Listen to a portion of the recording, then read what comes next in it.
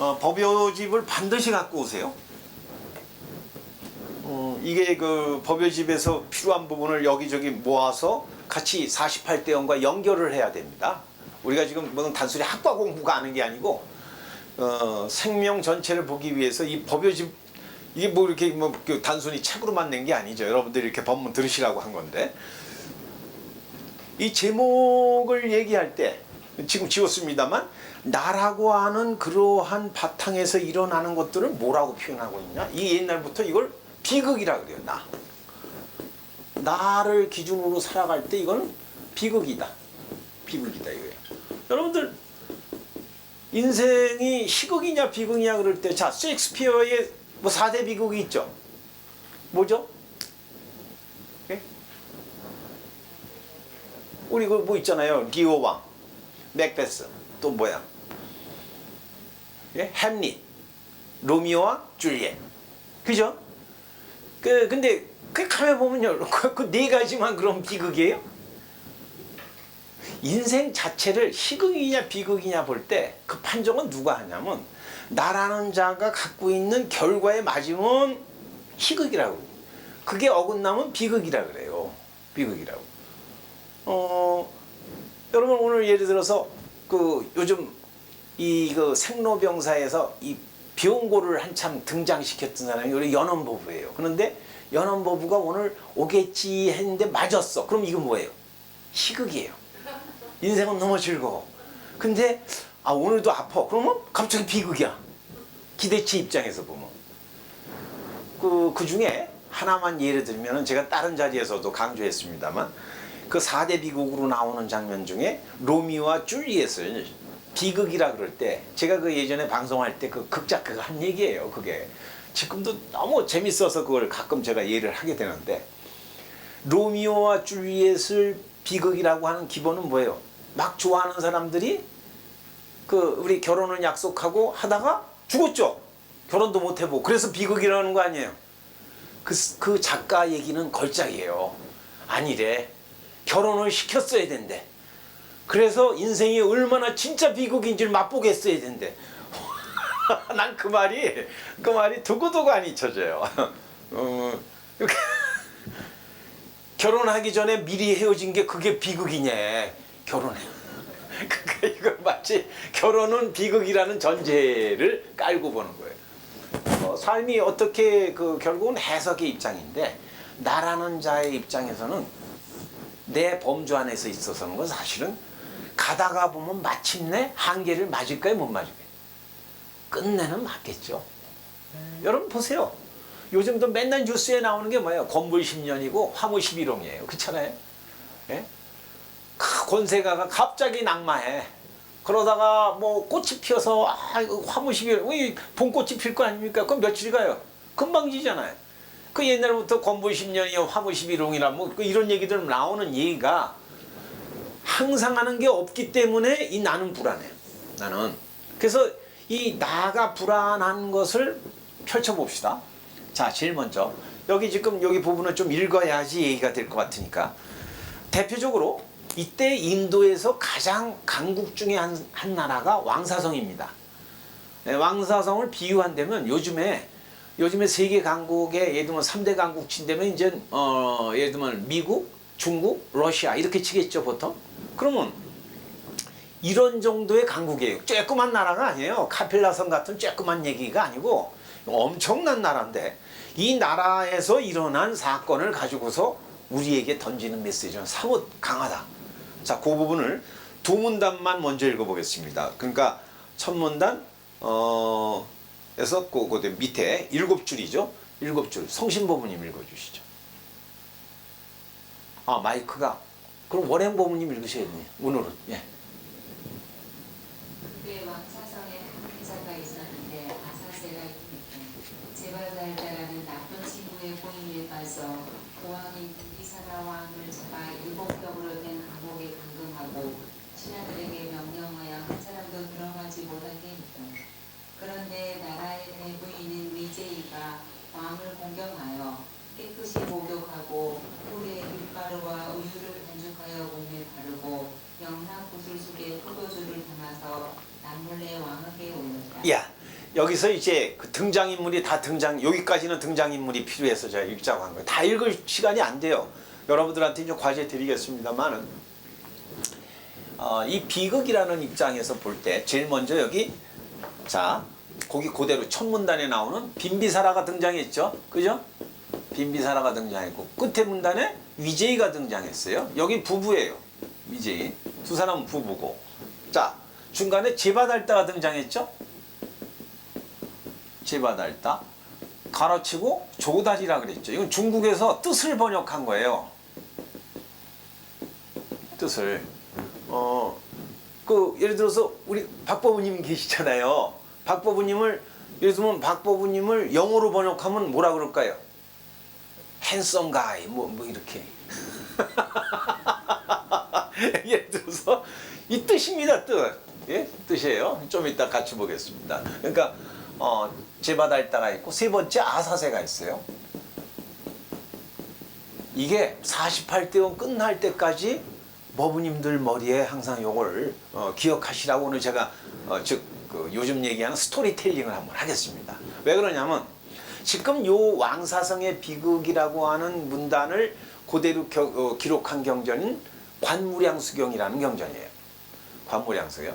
그리고 우리가 주 텍스트로 삼을 48대원은 무량수경이라는 경전이에요.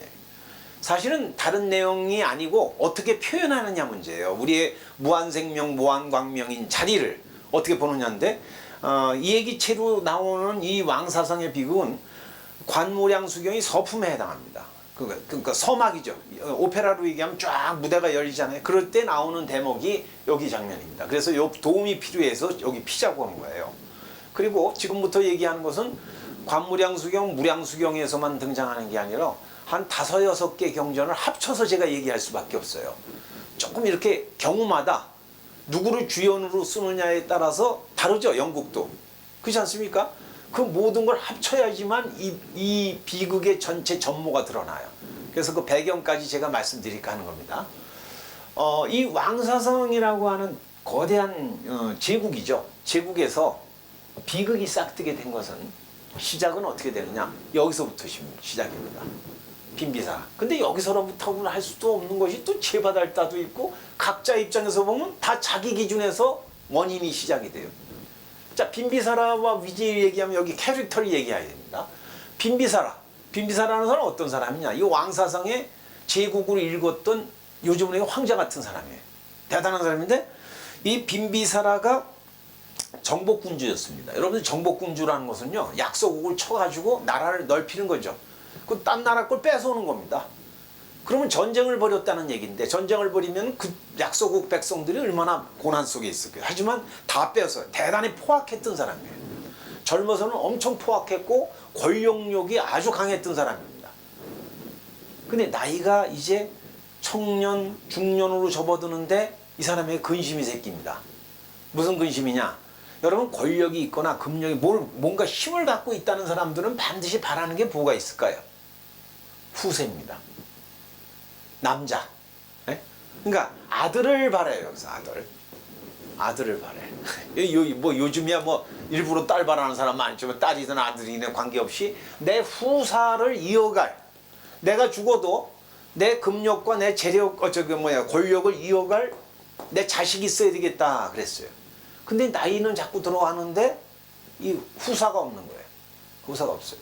법인들이 여기서 중요한 게 있습니다. 이와 아주 복사판 같은 분이 신라시대 때 있었어요.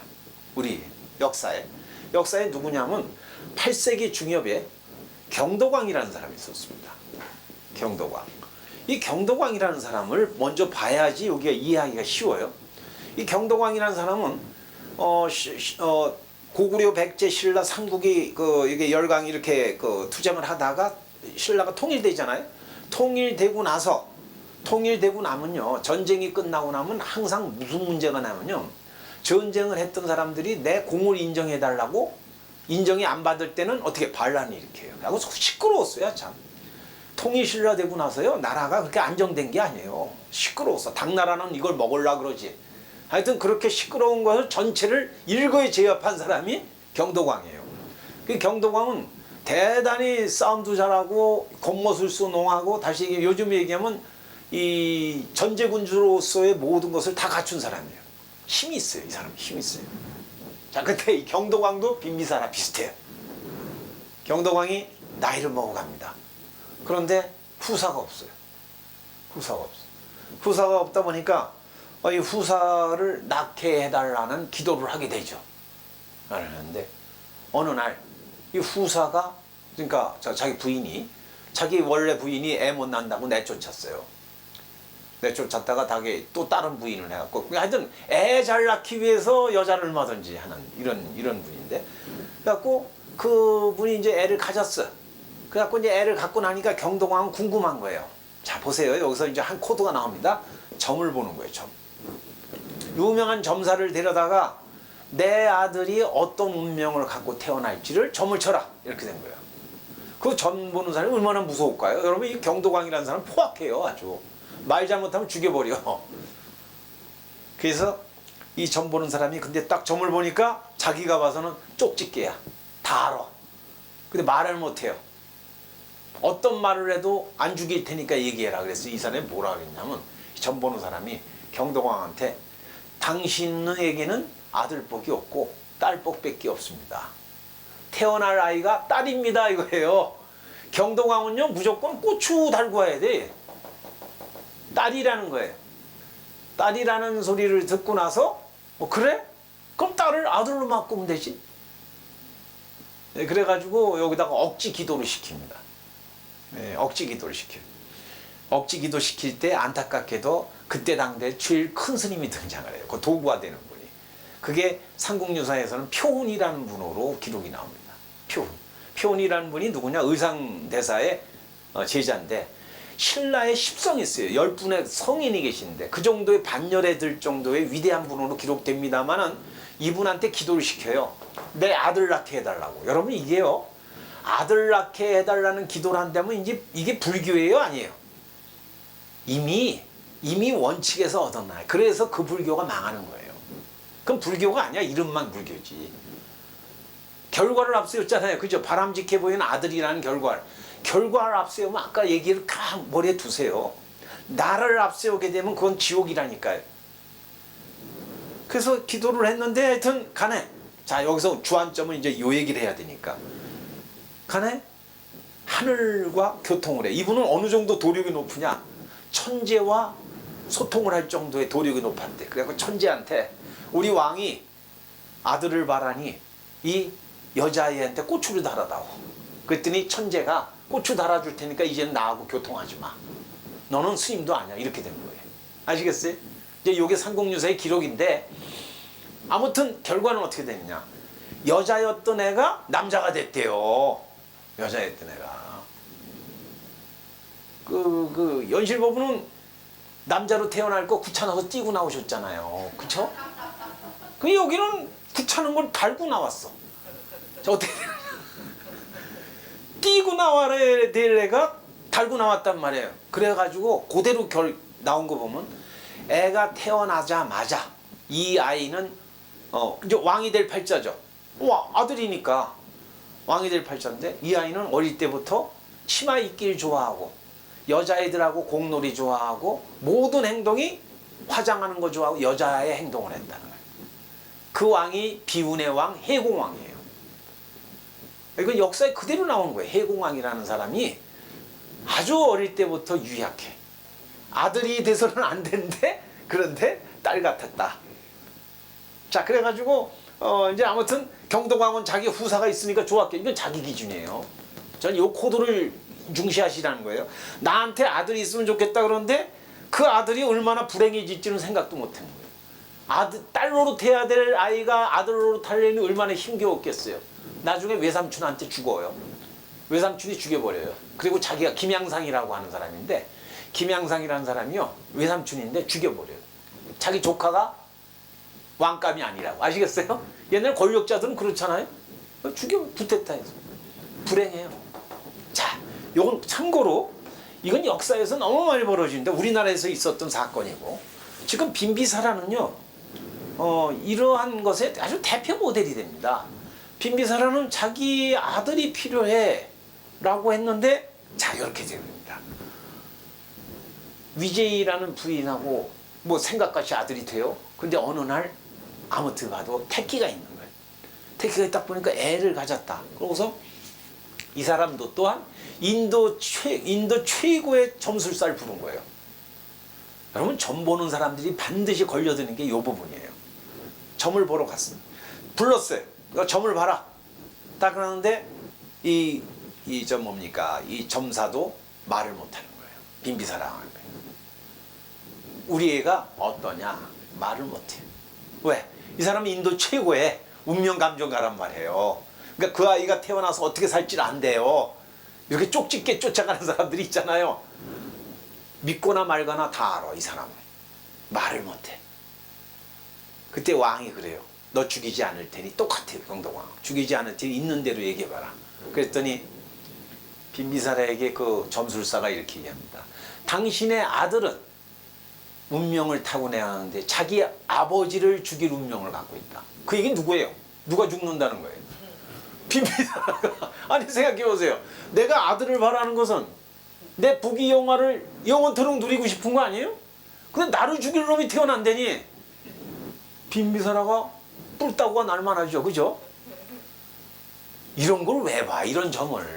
이런 점을 왜 보냔 말이에요. 점 보면 이렇게 걸려들어요. 예? 똑같은 방식인데 여기서 이제 빈비사라가 걸려들고 나서 심각한 두 부부의 회의가 벌어집니다. 이 아이를 용납할 수 없다.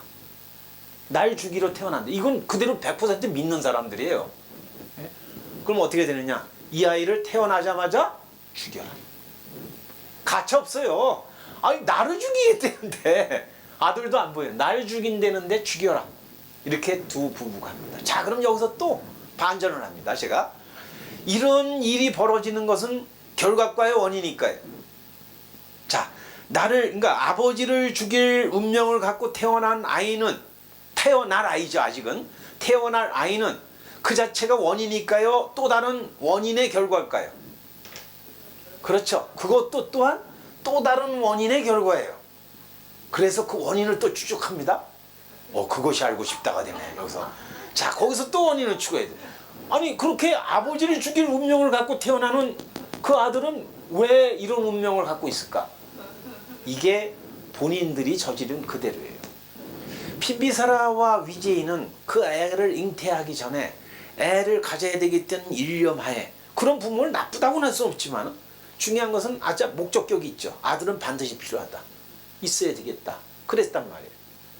그러다 보니까 그때도 그 점술사를 불렀던 거예요. 애 없을 때 내가 아들복이 있겠느냐 없겠느냐. 네? 아들복이 있겠느냐 없겠느냐. 오랭보부는 아들복이 있겠느냐 없겠느냐. 넘쳐. 그래갖고 얘들 있겠냐 없겠냐. 그래서 그러고 나서 아들 가졌어요. 이게 참 기가 막혀. 앞으로 벌어질 것을 예단을 하잖아요, 미리. 그래서 점술사가 아들 이미 있습니다. 걱정 마십시오. 조금 딴 사람보다 늦지만 당신은 분명히 아들이 태어납니다. 그건 맞췄어요. 그러다가 아까 얘기했던 대로 잉태를 하게 되는데 재미난 게 여기서 사단이 벌어지죠. 그런데 지금 당신의 아들 될 사람은 히말라야에서 수행하고 있습니다. 예? 아들이 태어나려면 지금 수행자가 수행에 복이 많아서 왕의 아들이 된다는 거예요. 이게 흔히 세속사회에서 얘기하는 거 아니에요? 좋은 집안에 태어나서 뭐 하고, 요즘 금수저 물고 태어나고 막 이런 거 원하는 거 아니에요? 왕의 아들 함부로 안 된다. 아주 수행자가 복을 많은데 그 수행자는 지금 수행하고 있다. 그래서 그 복 때문에 당신 아들이 될 거다. 어디 있느냐? 히말라야에 있다. 그거 딱 들으니까 그렇지, 내 아들이 함부로 되나? 수행을 많이 해서 태어날 거다. 근데 두 사람이요, 점 보고 나니까 하루 이틀 지나가면서 슬슬 욕심이 발동을 하는 거야. 어차피 내 아들 될 거 아니야. 그럼 지금 수행자가 거기서 히말라야 산속에서 추위에 떨 게 아니야. 어떻게 하면 돼요? 빨리 내 아들 되면 되잖아. 그러면 지금 그 수행자는 어떻게 해야 돼요? 죽어야 돼. 그래가지고 사신을 보내요. 처음엔 점잖게 보내요. 두 번째는 협박해. 막 이런 식으로. 왜? 어차피 죽을 거 빨리 죽어라. 예? 빨리 죽어라. 여러분 이거요. 이걸 조금만 이 보존을 바꿔놓으면은 내 결과를 위해서 아유 그럴까. 예? 빨리 내놔. 이런 거예요. 수행자가 수행한 사람이라면 그 말을 들을까요 안 들을까요? 들을 수가 없죠. 내가 내 생에 어떤 모습을 할지 모르지만 지금 뭐예요? 자살을 할 수는 없잖아요. 이게 자살이에요. 자살은 생명을 죽이는 거 아니에요. 살생의 죄예요. 자살은 한마디로 얘기하면 진정한 의미에서 타살이다. 부모님한테 받은 이 생명과 세상에 먹여 살려준 생명 감히 내가 마음대로 해? 지가 뭔데? 이 생명은 내 게 아니에요. 세상 거예요. 예? 원달법은이 그렇죠? 이거 어떻게 내고 원달법은 그 원달법 생명이 자기 거예요? 세상에 먹여 살려줬는데 그래서 이건 큰 죄가 돼요. 살생죄가 돼요. 살생죄. 수행자가 말을 안 듣잖아요. 그랬더니 어떻게 하냐? 자객을 보내버립니다. 자객이 가서 그냥 죽여버렸어요. 자, 히말라야에서 수행하고 있던 멀쩡한 수행자를 죽였어. 그랬는데 그 수행자가 죽고 나서요 용기도 하지. 진짜 택기가 있네. 자, 아까 얘기가 들어보세요. 그것이 알고 싶다에 원판이 어떻게 됐냐? 그 수행자가 죽고 나서 잉태한 애예요. 그 잉태한 애가 이제 태어나면 아버지 죽일 운명이 타고났다. 어떻게 보면 벌써 밝혀지고 있죠. 밝혀지고 있어요. 목격자는 없는데 쫙 나오잖아요. 자, 다시 원점으로 갑니다. 이제 애를 갖고 나서 위제이가 10달을 수태했죠. 수태하고 있는 동안 두 사람은 이미 결정을 했어요. 태어날 아이를 바로 죽인다. 바로 죽인다. 요거가 그대로 나오는 장면이 뭐냐면 궁예설화예요. 궁예 얘기하시죠. 궁예가 왜 애꾸는 데인지 아시죠? 궁예도 죽여버리려고 했다는 거예요. 그랬을 때 궁녀가 던졌는데 받다가 눈을 찔려서 눈이 하나 애꾸눈이 됐다. 아주 비슷한 얘기들이요 우리나라에 많아요. 이거 우리나라만이 아니에요. 전 세계적이에요. 나의 무대에서. 자, 그 얘기는 이제 여러분이 아시는 상식이니까 위제이 부인이 10달 딱 됐습니다. 그러면 이 산모가 이제 침대에 누웠습니다. 여기 산모가 위제이가 누웠어. 그러고 나서 이제 애를 나는데 여기다가 이미 미끄럼틀을 하나 만들었어요. 미끄럼틀 만들어갖고 여기다가 이 통로를 했어요. 지하를 팠어요. 이미 10달 전에 다 파놓은 거예요. 이건 왕이 명령해갖고 여기다가 지하에다가요 칼산을 만들었답니다. 칼산. 칼을 거꾸로 꽂아. 상상하세요? 예? 상상하세요? 칼을 거꾸로 꽂아. 그러고서 위제이 부인이 애를 낳자마자 미끄럼틀로 해서 애를 던져버려라. 차마 자기 손으로 못 죽이겠다는 거죠. 그러면 칼이 꽂혀 있는 사이에 애가 참 안 되겠지만은 거기서 찔려서 이거 아니죠? 뭐 우리 설명 안 해도 안 해. 애가 떨어졌습니다. 근데 기가 막혀. 살아있는 살게 돼 있어. 떨어졌는데 손가락 하나만 비고 다 멀쩡해. 이 아이가 그 피덩이가 떨어지면서 손가락 하나만 뱄단 말이야. 벨 때 얼마나 아팠으면 애가 울었어요. 하는 소리에 위제이 마음은 어땠을까요? 예? 자기 갖고 있던 애인데 말이 그렇지 이게 아버지 발생하지도 않은 사건 때문에 내 애를 죽인다니. 근데 애가 떨어졌어요. 얘가 우는 소리에 위제이의 모성 본능이 발동을 한 거야. 내 애 살려야 되겠다고 뛰어갔다는 거예요. 그래갖고 그 피덩이가 피 흘리고 있을 때 애를 껴안고 이 자식 키우겠다고. 그래갖고 자기 남편 몰래 애를 키워요. 애가 이제 기어다니고 요런 말 좀 배울 때 남편한테 보여줘요. 그 사이에 이 아이가 얼마나 똑똑해졌는지. 그 아이의 이름이 아사세예요. 네? 그 아이의. 이 아이는요 어릴 때부터 너무나 영특해. 그리고 재주가 엄청나게 뛰어나요. 잘생긴 건 뭐 말할 수도 없고 하여튼 뭐 이건 복동이야. 그래갖고 위제이 부인이요 애 키우는 재미에 홀딱 빠져버려요. 근데 빈비사라도 얘네 죽이겠다는 마음이 아니라 애가 하는 걸 보고서 완전히 반해버려요. 세상에 내 아들이 너무나 잘난 거예요. 그리고 두 부부가요 이 자식 키우는 재미에 그냥 완전히 다 잊어먹어. 자기네들이 무슨 짓을 했는지 뭐 했는지 다 관계없어. 그래갖고 이 아사세가 이제 잘 자랍니다. 그럼 법부님들 따져보세요. 지금도 우리나라 그 뭐 좀 가진 사람들 많이 그렇습니다만 유럽에서도 옛날에 보면은 중세 때 그리고 우리나라도 그런데 고관대작들 보면은 자기 자식들 키우기 위해서 보통 과외 공부 정도가 아니라 개인 교사를 두죠. 개인 교사는 어떻게 보면 가장 뛰어난 사람들 누구 데려다가 개인 교사를 하는 거예요. 그러면 여러분 우리의 아들을 맡아 이 똑똑한 아들을 잘 키울 선생은 인도 전역에서 최고의 선생을 데려와야 되겠죠. 그렇잖아요. 이 사람이 권력이 없어요. 돈이 없어요. 다 갖춰서 돈도 아끼지 않고 다 데려와라. 누구든지 데려와라. 그래갖고 수소문을 했는데 소문에 인도 전체에서 제일 똑똑한 사람이 누구냐? 시달타예요. 근데 시달타는 이미 부처님이세요. 예? 서가모니 부처님으로 계시니까 시달타를 데려올 수는 없어요.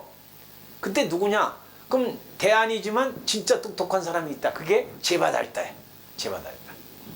제바달타가 어느 정도 똑똑하냐? 요 이름이라고 했잖아요. 이게 이 조달이라는 이름이요. 모든 것을 조절할 수 있다. 요즘으로 얘기하면 스펙도 빵빵하고 모든 그 테크니션이에요. 모든 것이 다 뛰어나. 못하는 게 없어요. 전 과목 만점. 네?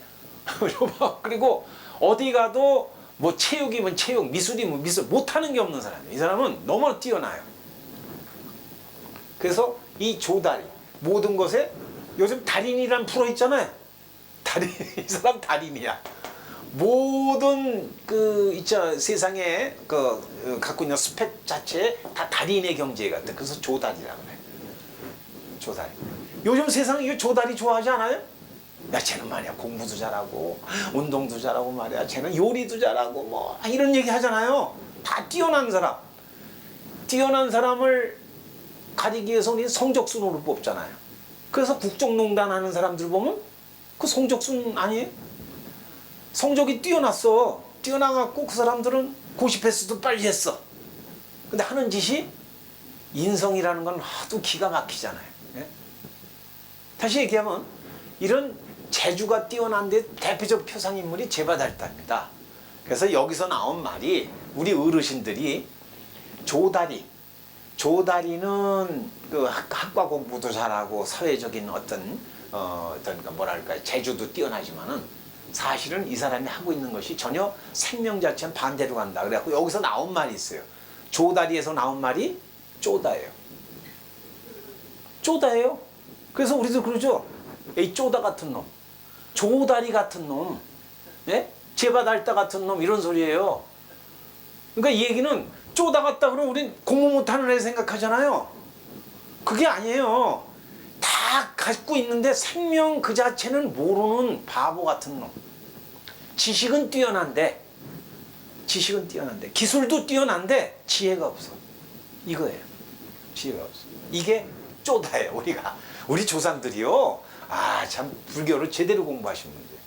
자, 다시 원점으로 갑니다. 그럼 제바달타는 어떤 사람이냐? 왜 우리가 이건 쪼다같이 돼버렸느냐?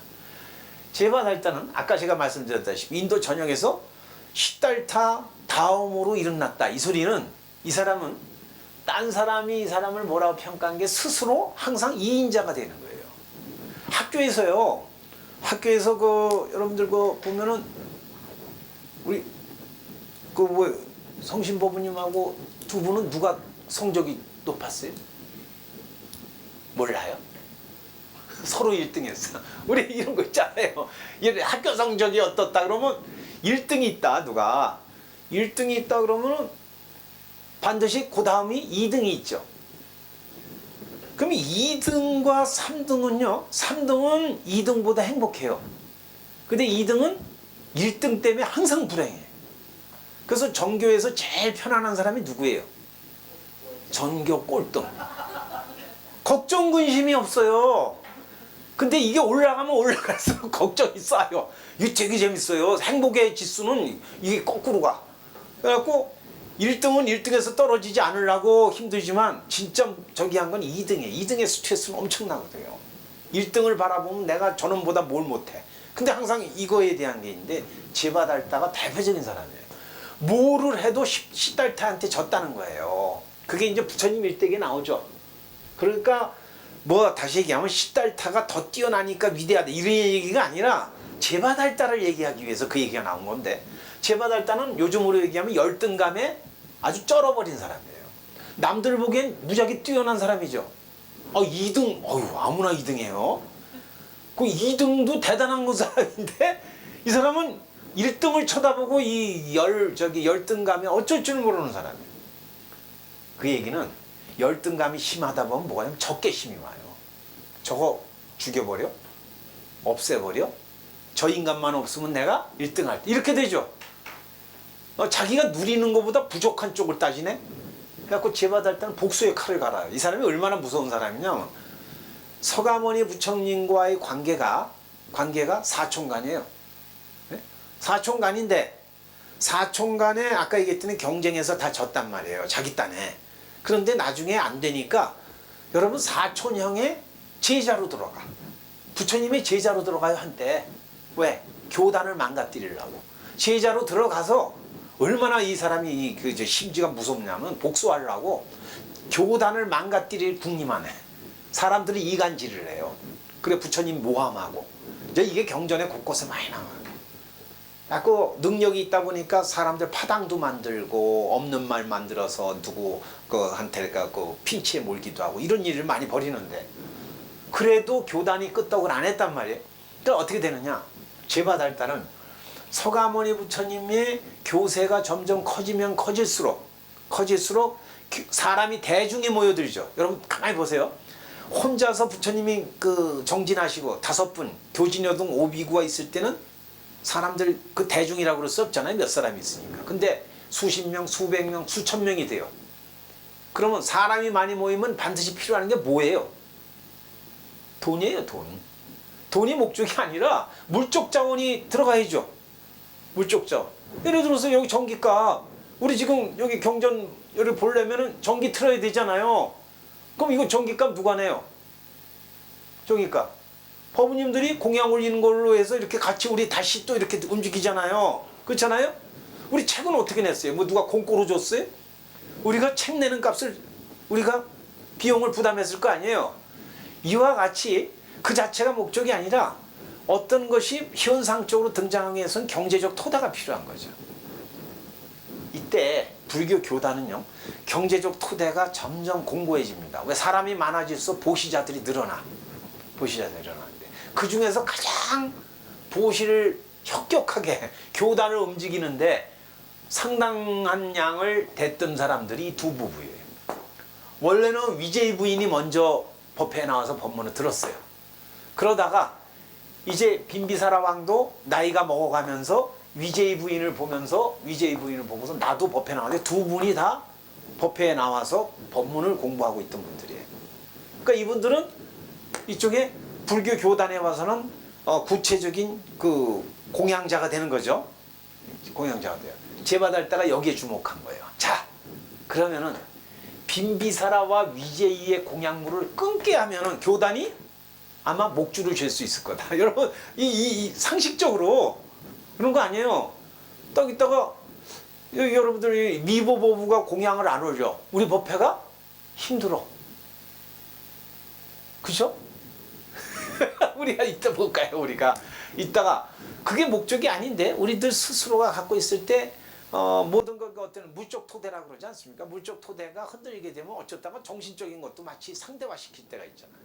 그거를 노린 거예요. 제바달다. 그래갖고 제바달다는 자 이제 큰 프로젝트를 이제 진행을 합니다. 어떻게 하느냐? 이 집안을 망하게 하면, 예? 이 집안을 완전히 이게 불교 교단 못 나오게 하면은 불교 교단이 망가질 거다. 이 사람의 목적은 부처님께 원수 같겠다. 이렇게 된 거예요. 자.